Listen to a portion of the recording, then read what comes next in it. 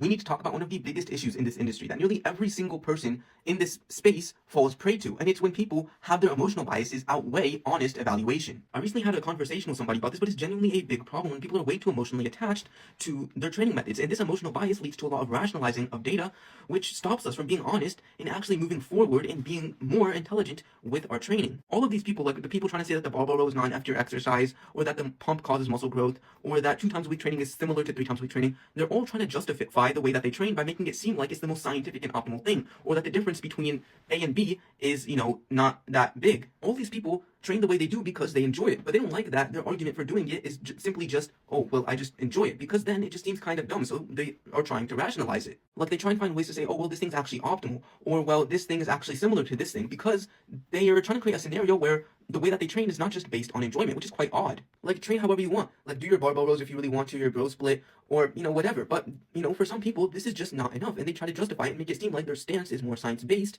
than it actually is, and not just solely based off of your own enjoyment. Like, pretty much all of the people that have gone on to say that 2 times a week is the same as 3 times a week training have also gone on to say that they absolutely hate doing full body splits and that they'd never do it. But they can't just say that, or else, that sounds kind of dumb. So they have to, make it try to seem more scientific by saying, oh, well, it's actually, the same. When in all reality, the real reason why they're doing it is because they just enjoy it more, which is completely fine. But, especially when your, whole brand is being scientific, it just seems like a dumb argument. But, it's completely fine to train the way that you want. Just as people try to justify doing higher reps or higher volumes or particular exercises or drop sets or supersets, it applies the same way to people inside of this science-based niche, even though these people, are way smarter. And it's basically human nature. It's very hard to avoid trying to, not justify every single, thing that you do to try and make it seem more logical or science-based when in all reality it was just an emotional bias. And this also applies to the people saying, oh, well, you're just overcomplicating it. This is literally just hating on nuance. Like, trust me, I'm not confused at all. I know exactly what to do to get exactly my goals and exactly how to program it. I'm not confused at all. And when I explain these concepts, then I try my best to make it understandable to the average,